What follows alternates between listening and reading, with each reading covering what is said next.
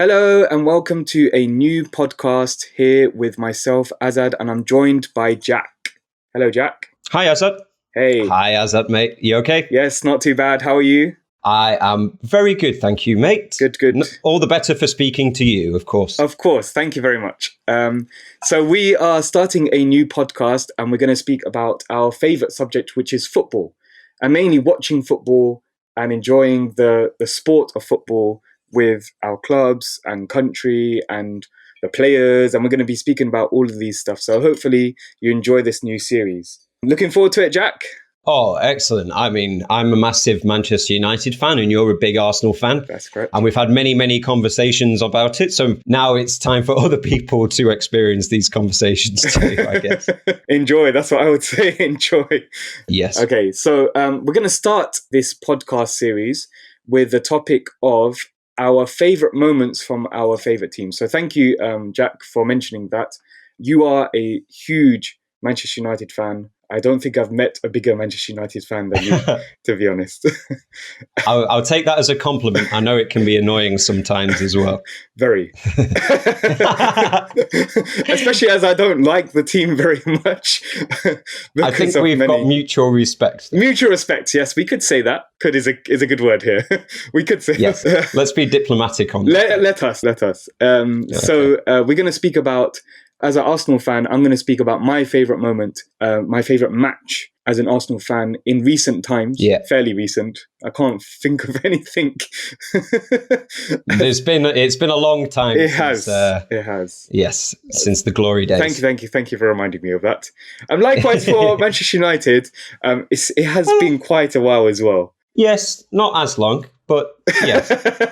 It started already. Great way to kick off. The chimes. Okay. So we're going to start with Jack and his favourite Manchester United moment or Manchester United match with another team, of course.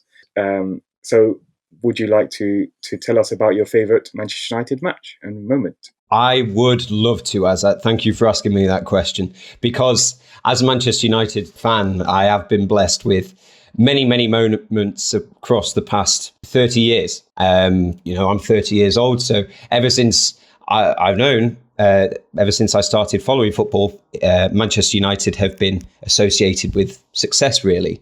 The past 7 years haven't been great since Alex Ferguson left. But the highlights of Manchester United's recent history, there's so many to mention. So I found it very difficult to pick one particular match. The one that sticks out most vividly in my mind is, in the scheme of things, not the most significant match in terms of it didn't mean winning a trophy, but actually it was a win over one of our rivals, Manchester City, in 2009. And it was played at Old Trafford. And this was a time when Manchester City had just got a lot of money and they were trying to what we call level the playing field, which means trying to compete on the same level as the successful teams like Manchester United and Arsenal and Chelsea and Liverpool. Manchester City were a very underachieving team up to that point, but suddenly they got this influx of money. And we, as Manchester United fans, started to think that they were getting a little bit arrogant. So they came to Manchester United. We had Sir Alex Ferguson and we had our former player who played in the 80s and 90s called Mark Hughes. He was now the manager of Manchester City. And this was one of the first games of the season, I think in the autumn time. And it was one of the most thrilling games I've ever seen. I actually watched it with a Manchester City fan as well, who was a good friend. But it was a topsy-turvy game, back and forth. We took the lead, I think, through Wayne Rooney, who is now our all-time top goal scorer. He left a couple of years ago. And then Manchester City kept coming back.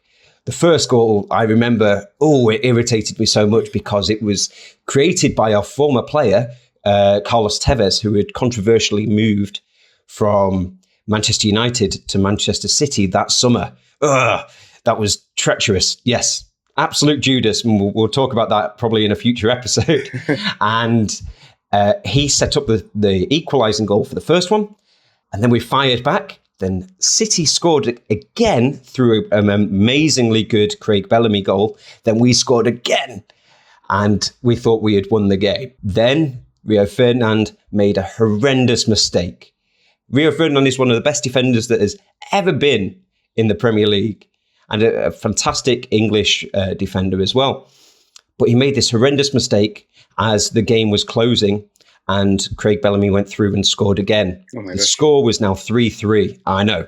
So it looked as if the win and 3 points, because this was a league game, the win had slipped through our grasp. And against one of our fiercest rivals as well. You know, the City fans were in rapture. They were taunting us. And then I still can remember it to this day. Michael Owen bought that, he came on a free that summer. A much derided player whose best days had long gone. Somehow he came on as a sub. Ryan Giggs played a ball through to him in the dying minutes of the game, dying seconds even. And Michael Owen goes through and scores the goal. And I leapt up. It was complete elation. There's only a few moments in my life watching football where I felt that brilliant because we had got the win. And it just stands out so vividly. I mean, as I said, in the scheme of things, none of us won the league that year. I think Chelsea won it. So it doesn't really matter. Doesn't matter. But the most important thing is Manchester was red once again, although not for long, as recent history tells. And yes, Manchester was red. And for that day, we had the bragging rights. So yes, a little bit of detail on that one. But I would recommend anyone check out the highlights of that game, and it's highly recommended. When was it? Which year was it in, Jack? It was in 2009-2010 season. I think it was in around August or September time. Okay. Very, very close to the start of the season. And of course, coming straight off the aftermath of Carlos Tevez moving across the city. Okay. Manchester City had put this big billboard up in town, the famous billboard saying, "Welcome to Manchester," because City fans don't believe that our home stadium of Old Trafford is in Manchester. That's a different issue, blah, blah, blah.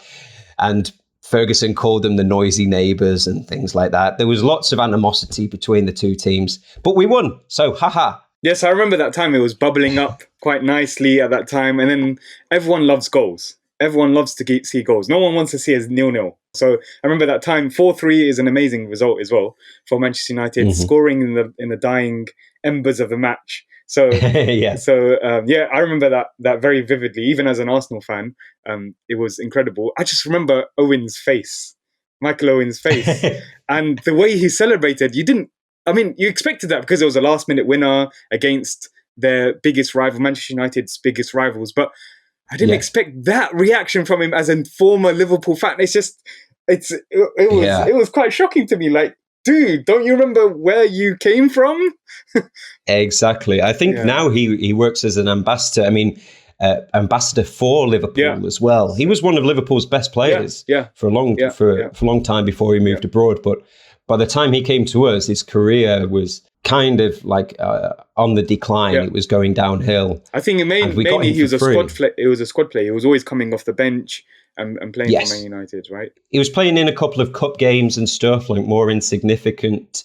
And that's the best thing he ever did for us. Yeah. And that was right at the start of his Manchester United career. Yeah.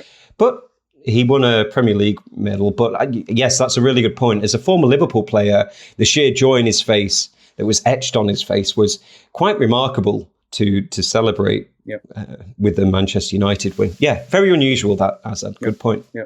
And what about yourself? What's the best moment that you've had as an Arsenal fan or as a Gooner, as you like to call yourself? As a Gooner, yes, a Gooner. As a Gooner. A Gooner is a nickname given to Arsenal. The Red Devils, that's what we call the Manchester United supporters. The Red Devils, we call Manchester United themselves. Anyway, my favourite moment, I think it happened a year or two before your incident.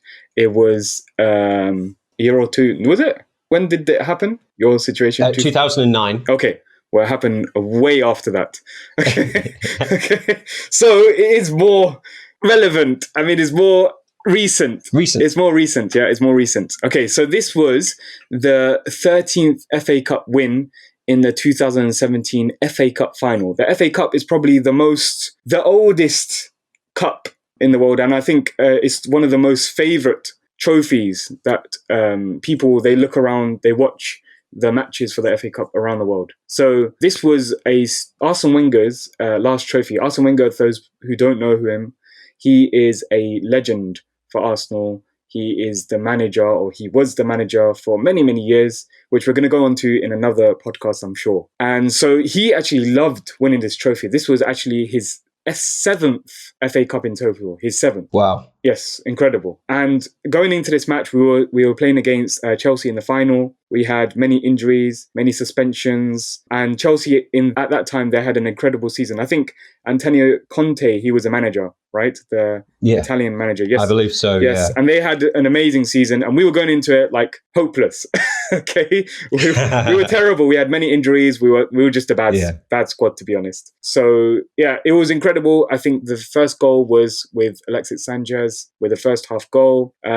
Victor Moses, he actually got sent off in that match, I remember. He's the right back. I think he's Nigerian. Yeah. Diego Costa, he actually equalised. But, and he's, nobody really liked playing against him, the Chelsea striker. So he's a bit of a thug, wasn't he? Yes, he was. He was. In the football sense of the term, yes. A thug, yes. Yeah, a thug. But thankfully, Aaron Ramsey, who's now gone on to Juventus to play with Cristiano Ronaldo, lucky him, he went on to score the winner in the second half. So a lot of these players that I've mentioned, they've actually gone on to new clubs. So Alexis Sanchez, he's gone on to Manchester United, but on loan to Inter Milan, I think, right? And that's correct. That's correct, yes. Victor Moses, I think he's still at Chelsea, but he went on loan to Inter Milan again, right? Yeah. I forgot. I forgot because he went. Yes, everyone's just moving on to Inter Milan. It's like the elephant graveyard of football, isn't it? Yeah. Diego Costa, he's gone on to Atletico Madrid, and Ramsey, as I mentioned, he's gone on to Juventus. So it's kind of like a parting gift from all these players trying to succeed with their clubs. And yeah, that was my favorite moment because we hadn't had a lot of success at that time, as you mentioned before. And we were trying our best to win something, anything. Am I right in thinking that, Arsene Wenger, as you said, was very, very successful in this competition? Yeah. And it is the world's oldest cup competition in football. Yeah. Was this was one of his last trophies, right? That's correct. And he was at Arsenal for a long, long time. That's correct. So as you say, it was a nice gift for him. He still holds the record for most FA Cups won as a manager. Exactly. So it's almost like a goodbye from him as well, even though he left a couple of years later, but it's like the last major thing he won with Arsenal. So that was an incredible moment. How we say, cementing his legacy. That's correct. So that's correct. A nice way of putting it, I think. Good. Excellent. Okay, that's all we have time for today. Thank you very much for joining us, and we hope to join you again soon. Bye-bye. Bye-bye.